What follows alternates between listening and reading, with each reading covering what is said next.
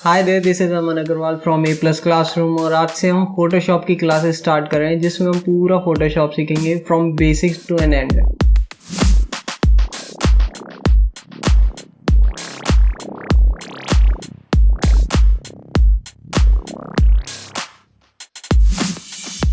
तो आज की क्लास में हम पूरा बेसिक समझेंगे फोटोशॉप का कि लेआउट क्या है, फोटोशॉप कैसे वर्क करता है, कहाँ पे यूज़ होता है, कैसे यूज़ होता है, वो सारा आज हम पढ़ेंगे।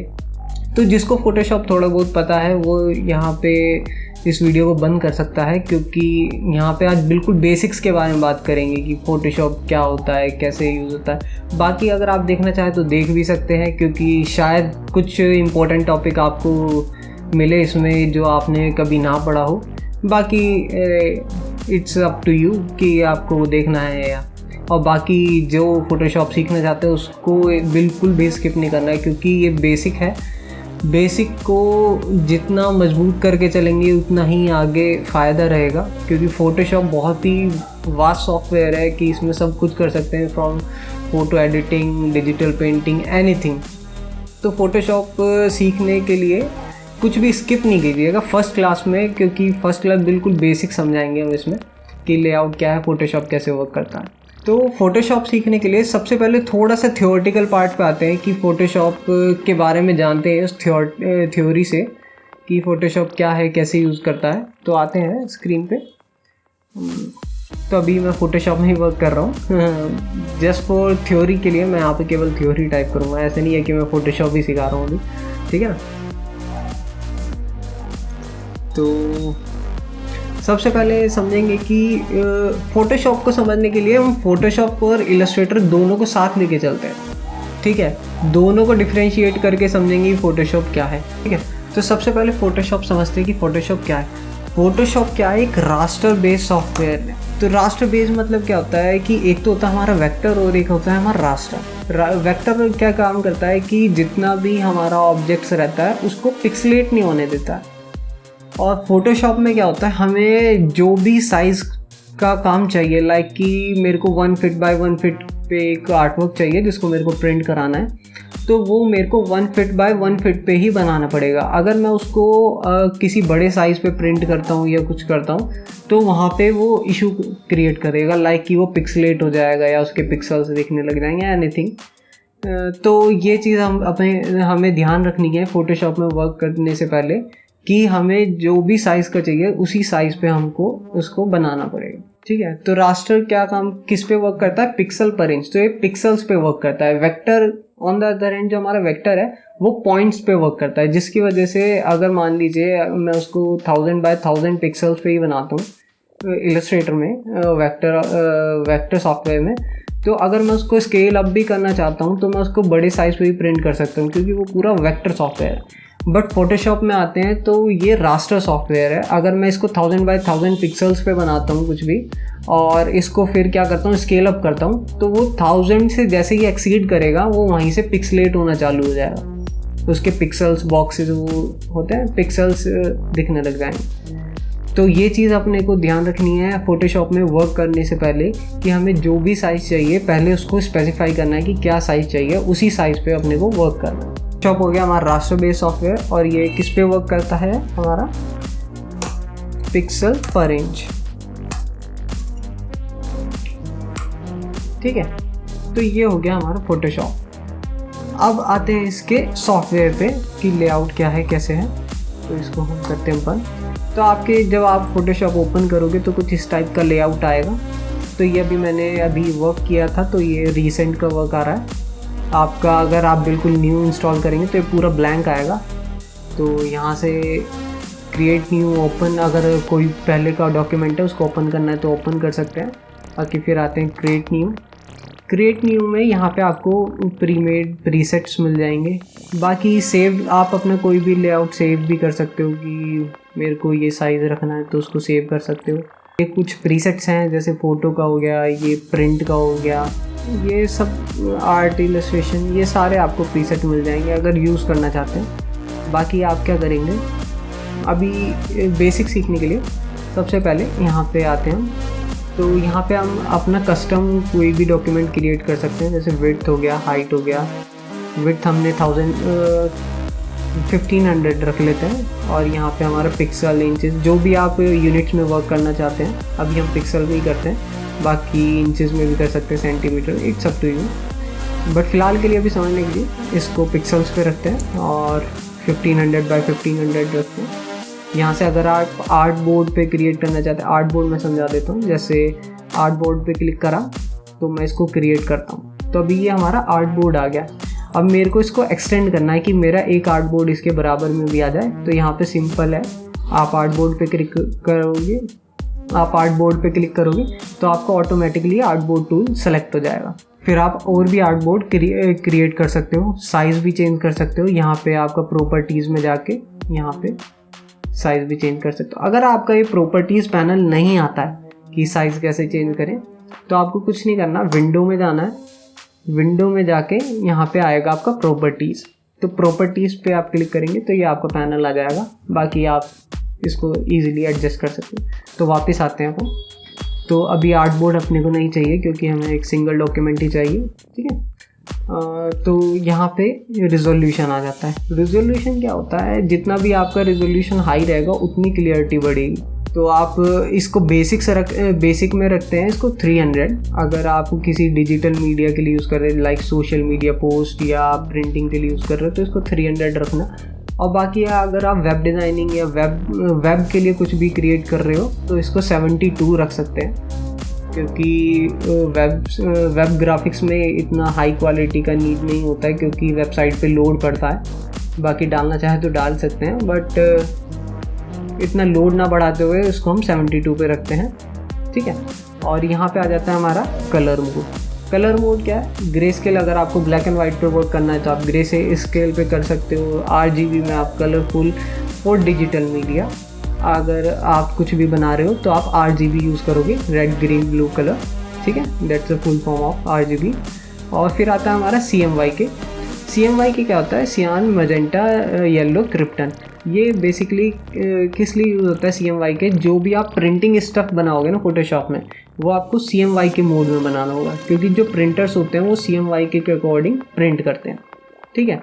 तो अभी हम डिजिटल मीडिया के लिए बनाते हैं तो इसको RGB पे करते हैं। बैकग्राउंड आपको जो भी रखना है वो रख सकते हैं, ट्रांसपेरेंट, कस्टम, कोई भी कलर डालना, ब्लैक या वाइट या बैकग्राउंड कलर आपको अपने हिसाब से चूज़ करना है, वो कर सकते हैं। अभी हम वाइट लेते हैं, ठीक है। यहाँ पे हमारा पिक्सल पर इंच या सेंटीमीटर, जो भी यूनिट में आप काम करना चाहते हो, अभी हम PPI पे करते हैं, पिक्सल पर इंच, ठीक है। यहाँ पे 8 बिट, 16 बिट, 32 बिट। ये क्या काम करता है, ये हमारे कलर्स की वैल्यू को बढ़ाता है। जैसे 8 बिट पे वर्क करेंगे तो हमारे कलर वैल्यू उतने ज़्यादा बढ़ेंगे। कलर वैल्यू से क्या समझते हैं, जैसे कोई इमेजेस आपने देखा होगा कि ग्रेडियंट जहाँ पे यूज़ होता है वहाँ पे पैचेस आने लग जाते हैं, तो वहाँ पे क्या होता है, कलर वैल्यू कम होती है। तो इसको अभी आगे समझेंगे कि 8 बिट, ये 16 बिट, 32 बिट किस तरीके से वर्क करता है। बट फिलहाल के लिए अभी इसको स्किप करते हैं, ये फ्यूचर में इसको समझेंगे नेक्स्ट वीडियोस में। और बाकी एडवांस सेटिंग में ये कलर प्रोफाइल है, कौन से कलर प्रोफाइल पर आप काम करना चाहते हो। बाकी sRGB पे काम कीजिए, ये सबसे बेस्ट है, ठीक है। Square pixel, that's all. और इसको हम करते हैं क्रिएट, तो ये हमारे पास एक डॉक्यूमेंट आ जाए, ठीक है। तो ये हमारा आर्ट बोर्ड होगा, इस पर हम कुछ भी डिज़ाइनिंग या वगैरह कुछ भी कर सकते हैं, ठीक है। तो अभी आ जाता है ये हमारा पैनल, ठीक है।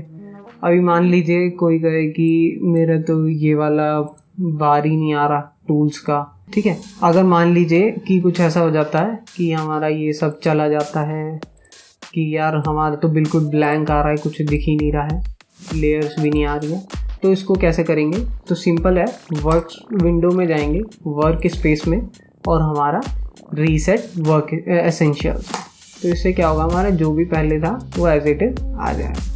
बाकी आप अपनी तरीके से भी क्रिएट कर सकते हैं, लाइक अभी आपको प्रॉपर्टीज़ का पैनल यहाँ नहीं चाहिए तो इसको बाहर निकालो और सिंपल इसको यहाँ पे लगाओ, तो ये प्रॉपर्टीज़ ऐसे आ रही है। वो आप अपने हिसाब से एडजस्ट कर सकते हो, आप अपना पूरा पैनल अपने अकॉर्डिंग बना सकते हो कि आपको क्या क्या चाहिए, क्या क्या नहीं चाहिए, ठीक है ना। वो आप अपने अकॉर्डिंगली कर सकते हो। बाकी एक इसका ये ऑप्शन होता है कि एक सिंगल लाइन आ गया और डुअल लाइन में आपके टूल्स आ रहे हैं, तो इट्स अप टू यू कि आपको वर्क फ्लो कैसा चाहिए कैसा नहीं चाहिए। अभी के लिए मेरे को सिंगल पे ही आदत पड़ा हुआ, तो मैं सिंगल लाइन पे ही यूज़ करता हूँ इसको, ठीक है। तो ये कुछ ऐसा इंटरफेस आएगा हमारा फोटोशॉप का जब हम कोई भी डॉक्यूमेंट क्रिएट कर दें, ठीक है। तो अभी हमने क्या क्या समझा कि फोटोशॉप क्या है, एक रास्टर बेस्ड सॉफ्टवेयर है जो पिक्सल पर इंच पे वर्क करता है। RGB जो कलर मोड होता है वो हम डिजिटल पर्पस के लिए यूज़ करते हैं, और CMY के जो मोड होता है वो हम प्रिंटिंग पर्पस के लिए यूज़ करते हैं। द फोरमोस्ट थिंग इज़, आपको सबसे मेनली जो ध्यान रखना है वो ये रखना है कि आपको जो भी साइज़ पे इमेज चाहिए वो उसी साइज़ पे ही क्रिएट करना होगा। लाइक कि अगर मेरे को 1000 बाय 1000 पिक्सल्स पे चाहिए तो 1000 बाय 1000 पिक्सल्स पे ही मैं वर्क करूँगा। अगर उससे 1000 बाय 1000 पिक्सल पे वर्क करके मैं उसको 1500 बाय 1500 पे पहुँचाऊँगा तो वो वहाँ पे पिक्सलेट हो जाएगा। वहाँ पे हमारी जो क्वालिटी है ओवरऑल डिज़ाइन की वो हमारे डम हो जाएगी। तो ये चीज़ आपको बहुत ध्यान रखना है, स्पेशली फोटोशॉप में। तो आते हैं इसके टूल्स समझ लेते हैं थोड़े से। तो ये हो गया हमारा बेसिक मूव टूल। जैसे मान लीजिए हमने कोई भी लेयर लिया और यहाँ पे हमने एक सब्जेक्ट बनाया, तो मूव टूल क्या करता है, इसको मूव करने के लिए मूव टूल यूज़ करते हैं, ठीक है, यहाँ से ये मूव करने के लिए, ठीक है। फिर आ जाता है हमारा आर्टबोर्ड टूल। आर्टबोर्ड टूल हमने अभी पढ़ा था। आर्टबोर्ड टूल क्या करता है, अगर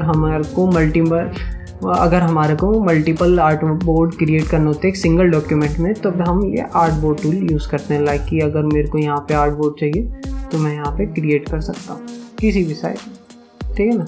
बट अभी हमको सिंगल ही डॉक्यूमेंट चाहिए, तो दैट्स ऑल फॉर, ठीक है। तो ये हो गया हमारा आर्ट मूव टूल, ठीक है, जिससे हम किसी को भी मूव कर सकते हैं। बाकी आप स्पेस बार एंटर करोगे, स्पेस बार, और आप लेफ्ट क्लिक यूज़ करोगे तो आप किसी को यहाँ आर्ट बोर्ड को पैन कर सकते हो। आर्ट बोर्ड को मूव करना है, लाइक कि अभी आपको यहाँ पे कॉर्नर पे वर्क करना है तो आप स्क्रॉल बार से इसको जूम कर सकते हो, या कंट्रोल प्लस और कंट्रोल प्लस माइनस कर सकते हो जूम इन जूम आउट के लिए। जूम आउट स्क्रॉल बार से नहीं हो रहा है तो आप क्या करेंगे, कंट्रोल प्लस के प्रेस करेंगे, और इसके बाद आएंगे आप टूल्स पे आने के बाद यहाँ पे आएगा जूम विद स्क्रॉल व्हील, तो यहाँ पे आप टिक कर देंगे तो आपका ये इस जूम इन जूम आउट आपके स्क्रॉल बार से हो जाएगा। बाकी आप और भी देख सकते हैं कि ओवर स्क्रॉलिंग नहीं चाहिए, और enable flick pan. Over scrolling क्या होता है कि आर्ट बोर्ड से आगे स्क्रॉल नहीं होगा, वो आप अपने हिसाब से कोडिंगली आप इसको एडजस्ट कर सकते हैं, एंड देन हिट ओके, ठीक है। मेरे को ये वाला प्रीसेट अच्छा लगता है कि जूम इन जूम आउट हमारे स्क्रॉल बार से हो, तो मैंने ये कर रखा है, और मुझे ओवर स्क्रॉलिंग पसंद है तो ये मैंने कर रखा है, ठीक है। तो ये चीज़, ठीक है। और बाकी अगर आपका जैसे ये छोटा हो गया, अगर आपको सेंटर में लाना है पूरा आर्ट बोर्ड तो आप कंट्रोल प्लस 0 प्रेस करेंगे तो आपको ऑटोमेटिकली वो फिट हो जाएगा आपकी स्क्रीन पे, ठीक है। तो आपको मैनुअली इससे एडजस्ट करने की ज़रूरत नहीं है, कंट्रोल प्लस 0, तो ये आपका एडजस्ट हो जाएगा ऑटोमेटिकली। फिर आते हैं हमारा सिलेक्शन टूल। सिलेक्शन टूल क्या करता है, कोई भी सिलेक्शन बनाने के लिए हम सिलेक्शन टूल यूज़ करते हैं। अगर आप इस पर क्लिक करे रखोगे, तो मतलब आप इस पर लेफ़्ट क्लिक को होल्ड करोगे तो आपको काफ़ी सारे ऑप्शन दिखेंगे, रेक्टेंगुलर मर्क्यू टूल और इलिप्स मर्क्यू टूल, कि आपको रेक्टेंगल बनाना है या इलिप्स बनाना है। अभी हम रेक्टेंगल को समझते हैं। अगर आप इसको लेफ़्ट क्लिक करके ड्रैग करोगे तो आप इससे सिलेक्शन बना सकते हो, रेक्टेंगल, स्क्वायर या जो भी है। अगर आपको प्रोपोर्शनेटली बनाना है कि मेरे को स्क्वायर चाहिए, तो आप क्या करोगे, इसको पहले लेफ़्ट क्लिक को प्रेस करके होल्ड करोगे एंड देन शिफ्ट प्रेस करोगे तो आपका ये स्क्वायर बनेगा प्रोपोर्शनेटली, ठीक है। आप इसको ड्रैग करोगे तो ये स्क्वायर बनेगा, ठीक है। फिर आ जाता है आप लेफ़्ट क्लिक को होल्ड करोगे और शिफ्ट और ऑल्ट दोनों को साइमल्टेनियसली प्रेस करोगे तो ये आपका चारों तरफ से इक्वली बढ़ाएगा। लाइक कि ये अभी देख रहे हैं चारों तरफ से इक्वली बढ़ रहा है। शिफ्ट से क्या हो रहा है, हमारा एक साइड से बढ़ रहा है, और शिफ्ट और ऑल्ट से हमारा चारों तरफ से, ठीक है। और रेक्टेंगल आप बना ही सकते हैं। अब मान लीजिए कि आपको फिक्स पे चाहिए कि मेरे को 500 पिक्सल बाय 500 पिक्सल का ही स्क्वायर चाहिए, तो आप क्या करोगे, सिंपल यहाँ पे स्टाइल पे आओगे, स्टाइल पे आने के बाद फिक्स साइज पे आओगे। आपको 500 बाय 500 पिक्सल का चाहिए तो 500 पिक्सल और यहाँ पे भी 500 पिक्सल। तो आप जो भी बनाओगे ये 500 बाय 500 पिक्सल का है, ठीक है। अब मान लीजिए मेरे को एक सिलेक्शन ये बना लिया, अब मुझे एक और सिलेक्शन चाहिए साथ ही में यहाँ पे, बट अभी मैं बना रहा हूँ तो वो क्या हो रहा है, पहले वाला डिसअपियर हो जा रहा है, सेकंड वाला अपीयर हो। तो उसके लिए क्या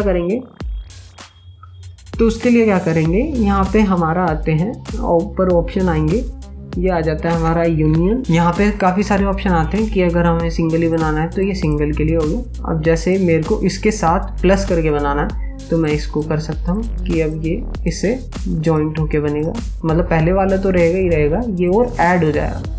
अब मैं ये थर्ड वाला सिलेक्शन करता हूँ तो ये क्या करेगा, माइनस कर देगा, लाइक कि अगर जो पहले वाला है वो तो है, अब जो दूसरा बनाएंगे वो उसको माइनस कर देगा पहले वाले में से, लाइक कि जैसा भी मैं बना रहा हूँ तो ये माइनस होता जा रहा है, ठीक है। फिर आ जाता है हमारा इंटरसेक्शन, तो ये क्या काम करेगा, दोनों का कॉमन पार्ट बना देगा।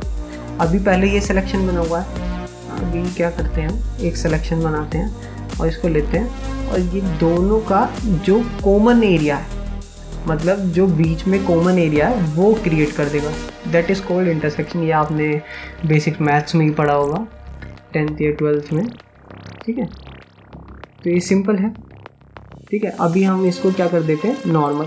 आप रेशो भी फिक्स कर सकते हैं कि आपको 1/1 के रेशो में चाहिए, 1/2 के रेशो में चाहिए, वो आप रेशो भी फिक्स कर सकते हैं, ठीक है। सेम ही ऐसा है हमारा एलिप्स टूल। एलिप्स टूल के लिए भी आप बनाओगे तो ओवल, मतलब ये प्रोपोर्शनलेटली नहीं बढ़ेगा, शिफ्ट जब प्रेस करोगे तो ये प्रोपोर्शनलेटली बढ़ेगा, और शिफ्ट और ऑल्ट दोनों प्रेस करोगे तो ये दो चारों तरफ से एक्सपेंड होगा, ठीक है। तो ये चीज़ है। फिर आ जाता है हमारा लेसो टूल। लेसो टूल क्या काम करता है, कोई भी कस्टम सिलेक्शन बनाना है, लाइक कि इस टाइप का कुछ भी कस्टम सिलेक्शन जो बनाना है वो हम बनाएंगे लेसो टूल से। लेसो टूल से ऐसे सिलेक्शन कुछ भी बनाना है। अभी बड़ा शार्प आ रहा है, आप यहाँ से फैदर भी कंट्रोल कर सकते हैं कि फैदर मैंने अभी डाल दिया। लाइक एक एग्जांपल लेते हैं, अभी मैंने एक नॉर्मल विदाउट फैदर एक ऑब्जेक्ट बनाया और इसमें हमने कलर फिल किया तो काफ़ी शार्प आ रहा है।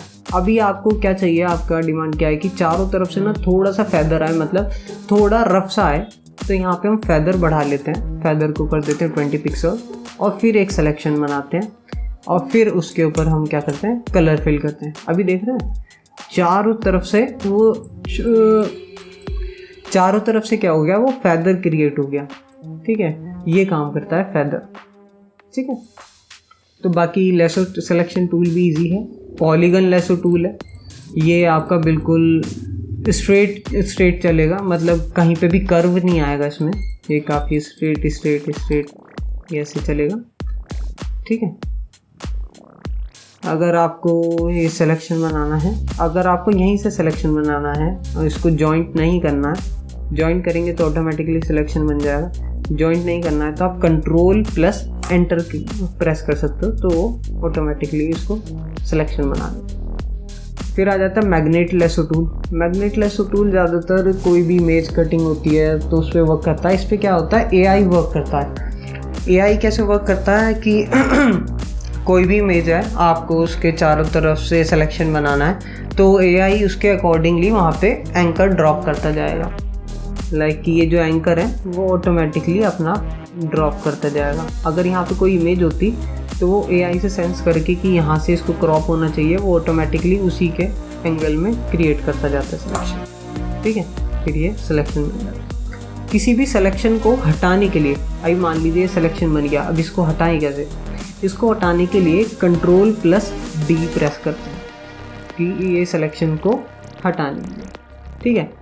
आज फ़िलहाल इतने ही सिलेक्शन टूल यूज़ कर समझते हैं, फिर आगे की क्लास में और समझेंगे क्योंकि काफ़ी लंबी क्लास हो जाएगी, मे बी आप बोर हो जाएं, तो क्लास 2 में कवर करेंगे। फ़िलहाल अभी हम क्या समझते हैं कि इसमें कलर फिल कैसे करते हैं कोई भी सिलेक्शन क्रिएट करके। तो अभी यहाँ पे फिक्स रेशो हो रखा है, हम इसको नॉर्मल कर देते हैं। तो एक लेयर लेते हैं, नई लेयर लेने के लिए यहाँ पे क्लिक करेंगे तो यहाँ पे एक लेयर क्रिएट हो जाएगी। आप कभी भी कोई भी नया ऑब्जेक्ट क्रिएट करते हो तो ट्राई करना कि वो नई लेयर पे बनाए। उसका रीज़न ये है कि आगे चल के मान लीजिए अगर वो छोटा सा एक ऑब्जेक्ट ही डिलीट करना होता है तो वो हम इजीली लेयर को डिलीट कर सकते हैं। मान लीजिए एक एग्जांपल देखते हैं, एक हमने ये ऑब्जेक्ट बनाया, ठीक है, अब हमने ये दूसरे कलर से इसी लेयर के ऊपर एक और ऑब्जेक्ट बनाया, ठीक है।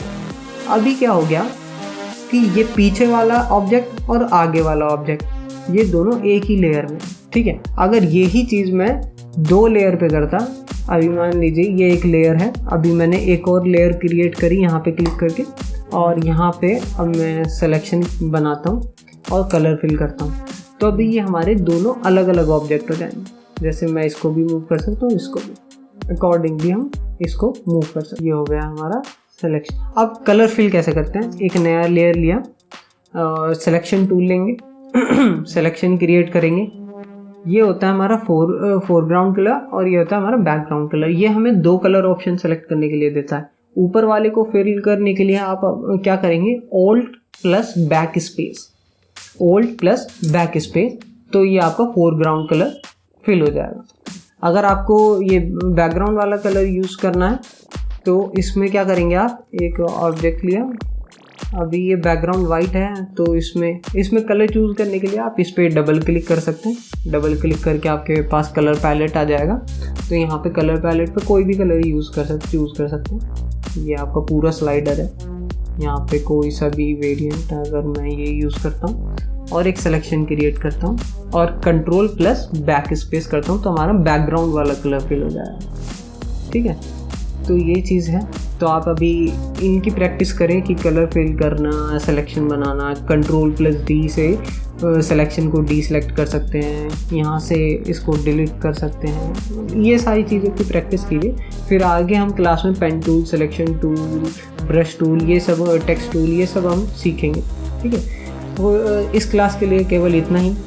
Hope you like this video. और फोटोशॉप के हमने मोस्टली बेसिक्स कवर कर लिया। अगर कोई पॉइंट मिस हो जाता है तो do let me know in the comments कि आप कोई भी आपको फोटोशॉप में इशू आए, आप कमेंट्स में डाल सकते हैं कि ये नहीं हो रहा है, विल रिजॉल्व दैट। और आप फोटोशॉप की एडोब की वेबसाइट से परचेज़ कर सकते हैं, और या तो आप इसका ट्रायल वर्जन यूज़ कर सकते हैं, जैसे भी है, ठीक है ना। So that's all for today's class. Hope you like this video and hit the like button if you like this video, and don't forget to subscribe A+ class. Thank you.